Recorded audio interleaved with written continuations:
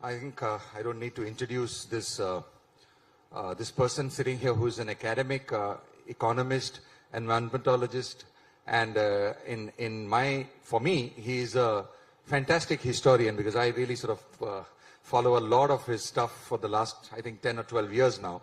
His attempt to sort of relook at the way history has been presented, and very, very good effort in using the same historic evidences to come up with inferences which actually make us sort of want to sit back and think. In fact, yesterday I was thinking about it. When you walk into the lobby here, there is the anguished Ashoka, which the ITC Maurya has. It's a very beautiful installation which talks about the anguish of the Emperor Ashoka after Kalinga, and then he sort of, the legend, not legend, the history that we've been taught is that he converted to Buddhism there. Well, the real fact is that this man, even after Kalinga, I mean, other than his accounts, there are evidences of him having actually given 1 dinara per head for bringing the heads of Ajivikas and Jains. And that continued till apparently once a head that was brought was his younger brother's. And that's when apparently he stopped that. There's a lot of evidence, that may be sort of interpreted in better light on, various other areas of our history, which Sanjeev has been trying to sort of bring light. And I think his efforts and people like his efforts in the future will help us understand ourselves and also probably sort of bring back more confidence in our stride as we sort of, go up to take our logical and deserved position in the, global high table, at the global high table. So thank you, sir. Thank you for being here. So our topic today is India, world's hope amidst retreating globalization. So first and foremost, retreating globalization is a Western voter discontent-based broad long-term trend, and that really does not have anything specifically do with China. And the current conversation about the so-called anywhere but China, ABC, to sort of take manufacturing bases or logistic chains, is mainly a very specific China-related issue, which is political changes in China, emergence of China as a geostrategic competitor to the leading power, etc. So my question to you, sir, is there really a big opportunity for India as a manufacturing base, or is the India opportunity a consumption market opportunity? So first of all, let me begin by thanking you for having me here. It's an absolute pleasure to speak to all of you. Let me begin by saying that I actually am not of the opinion that the world is going through de-globalization in any sustained sort of way. There was a certain architecture to the previous round of globalization which happened after the fall of the Berlin Wall. It was based, among other things, on a symbiotic relationship between the US and China. It was based on perhaps free movement of people in a certain sort of way, and so on and so forth. And it was also based on a certain pattern of supply chains which gave a lot more weightage to single source efficiency over resilience. I think that pattern and framework of globalization is certainly under challenge. That does not mean that we are deglobalization. There are many other ways in which we are also continuing to globalize. India is certainly already a very important part of that. For example, services exports is still booming. We are a beneficiary of that. Lots more things are still getting outsourced to India in the services sector. There's no doubt that India is getting inserted into the global supply chains. One big example of that is happening as we speak with problems you're seeing with the Foxconn factory for Apple in China, and the only other place in the world where Apple has a sizable capacity is right here in India. So I think there is an opportunity certainly over here for us to insert ourselves into the global supply chains, and we are already doing this. Let me also state that this idea, which I think partly derives from Raghuram Rajan, that India is ultimately a consumption story and really we shouldn't aspire to have that kind of export-led investment-led kind of growth sort of trajectory, I also disagree with that. There is an opportunity here as we insert ourselves into the global supply chains. Sure, the period of transition will be turbulent, as indeed you should expect.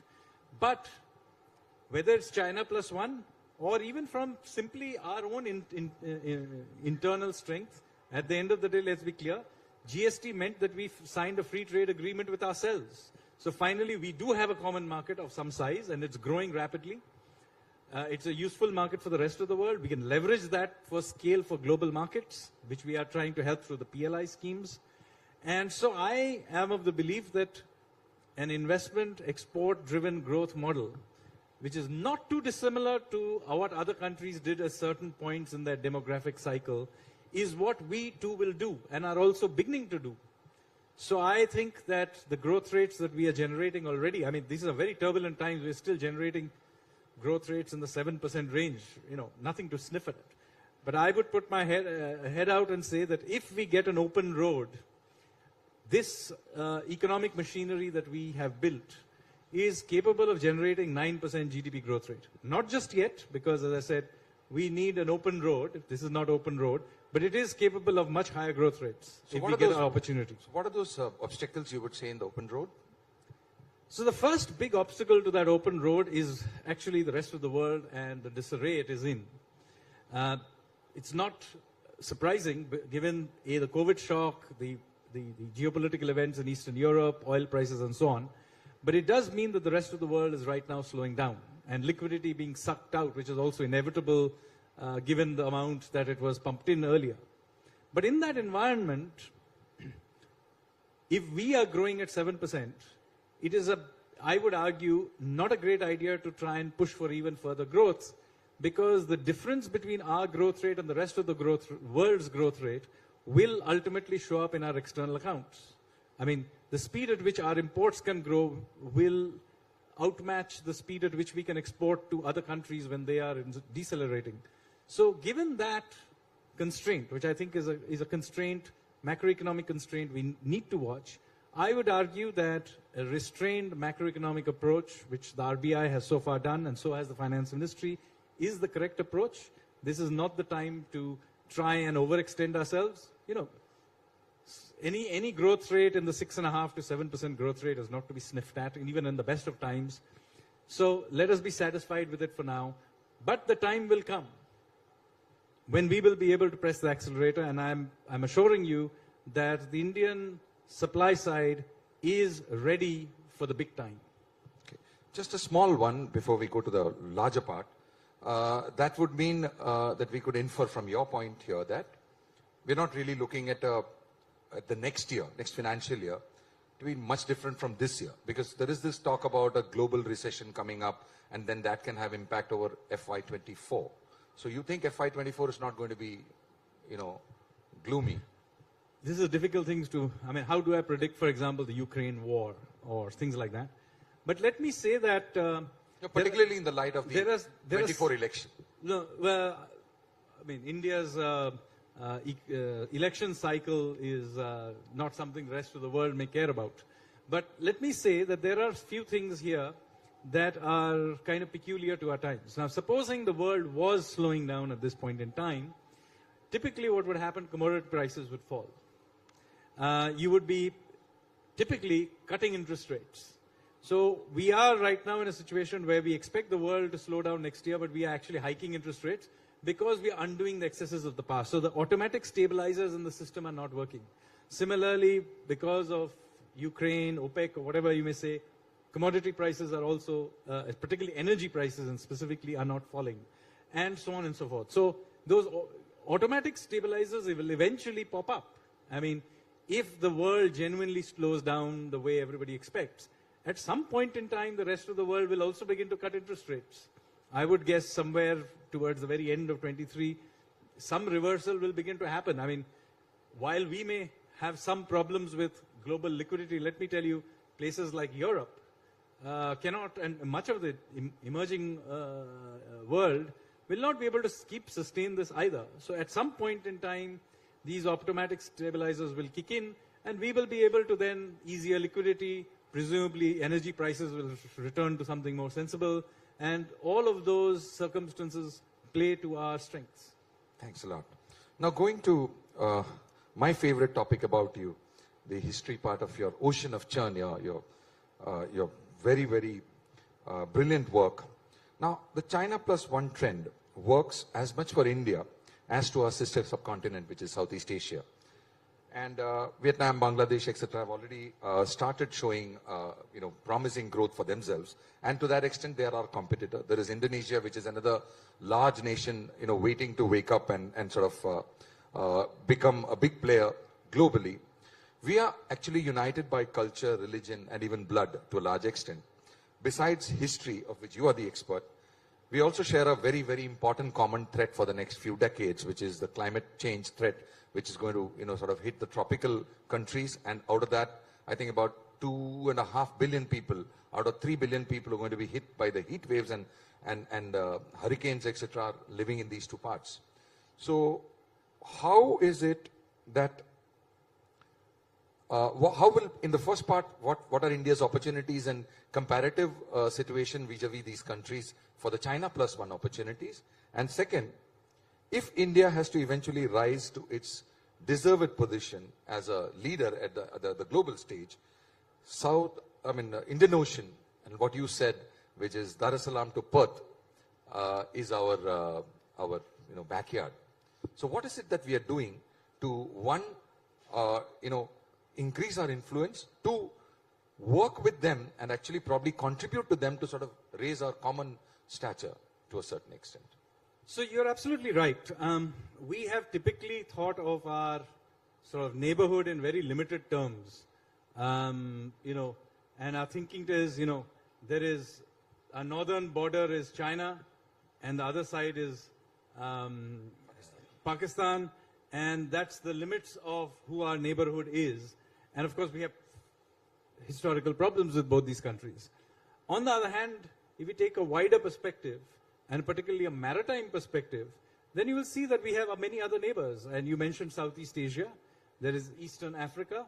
By the way, Australia is also a neighbor from a maritime perspective. We have taken on the Western view that Australia is a Pacific Ocean country.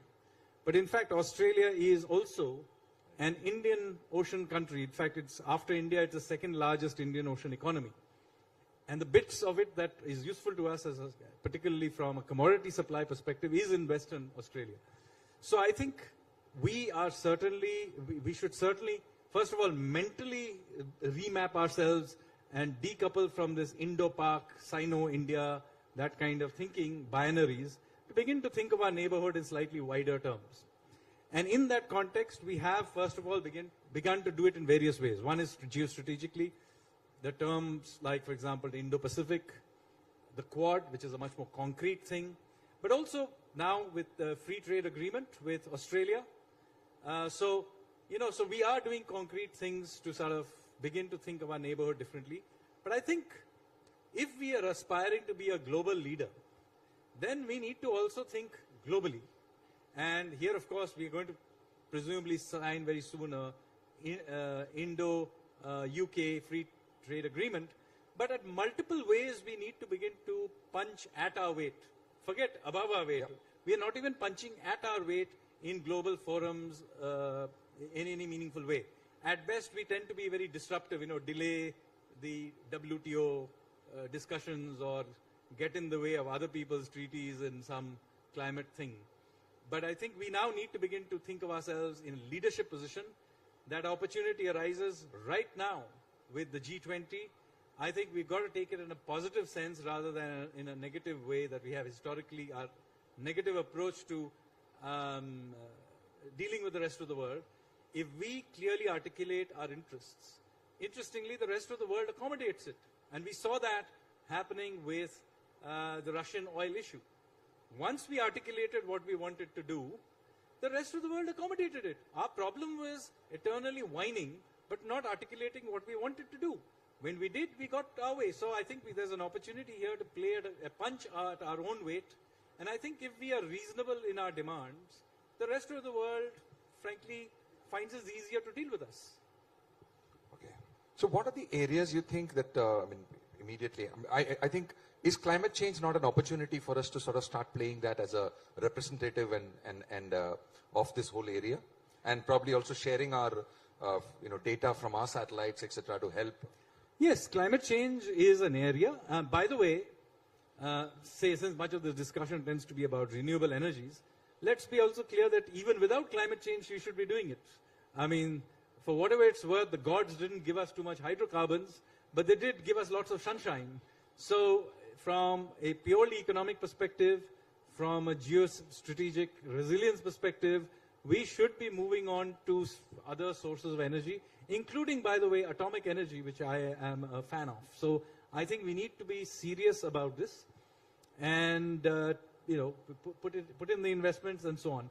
But I think this is not the only area. I mean, let's take, for example, how global narratives are built. I think we need to be serious about things like, for example, there are all these global perception indices that are there. And we tend to always come out looking really bad in them. And our usual approach is to complain about them. And in fact, even I have published just a few days ago a working paper on how completely ludicrous some of these opinion-based perception indices on, happiness and democracy and freedom are. Basically, their opinion are not even half a dozen people. And their methodologies are utterly ludicrous. But the fact of the matter is, we have historically just complained about them, or we have said they don't matter. Now, first of all, let me say they do matter. They end up feeding into things like your sovereign ratings through the World Bank's governance index and so on. But I think we need to take one more step further. Why are we not turning our gaze on the rest of the world? Why are we letting the rest of the world always deconstruct us, sort of give us certifications? We should be out there giving them certifications. And in this context, let me say, Times Group is actually, if I'm not mistaken, a bigger media house than The Economist magazine, or at least a comparable size. Yes. If EIU can do a global index, why shouldn't the Times Group be doing its own global democracy, happiness, whatever else index, and let us go and, judge the rest of the world. Let's have that confidence. We will. No, actually, we were discussing this before we came in here, and that is our theme here, Vibrant Democracy, Global Bright Spot. And we've been talking about it for the last 5 to 8 years since we've been doing these large format events, that India's growth has to be also viewed with the fact that it is coming with consensus. India is not bringing its growth of 7%, like the autocracy next door, where you have a plan and then you just send it through whether people like it or not. In certain cases, it works, like Deng Xiaoping's policies worked in the 90s and afterwards. And right now, we don't know how it is working with their COVID policy. I mean, we don't know what they are currently doing. So our growth has come with, consensus, taking everybody together, which is obviously more difficult. I mean, to work as a CEO is so much easier than work as an elected representative.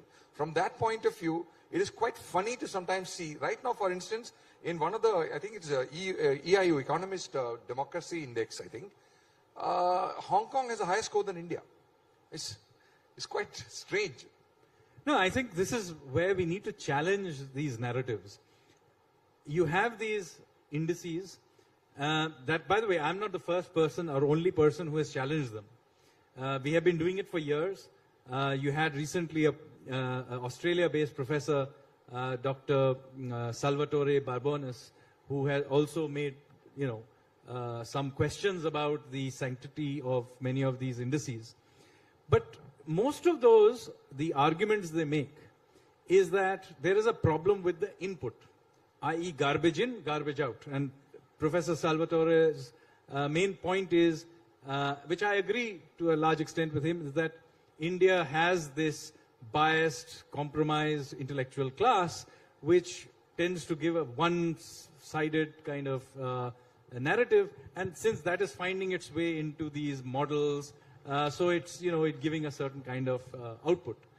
Now, that is true, but it's only part of the story.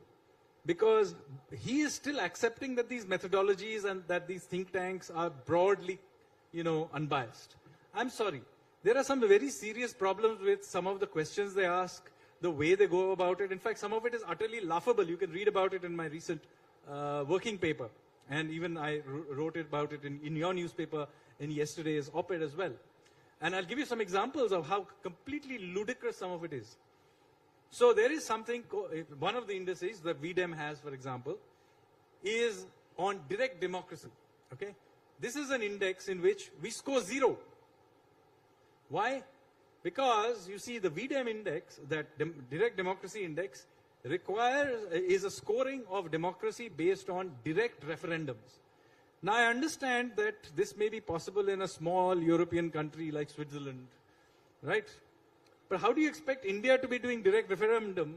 It's not even a meaningful concept. Maybe you can do it in a panchayat or something like that. And by the way, if that is what it's about, then yes, some sort of direct referendums do happen at the very local level perhaps.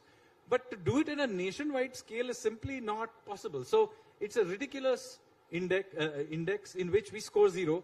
But by the way, that same index provides a score above 0 to Afghanistan, Cuba, and countries like that. And I think that's completely crazy.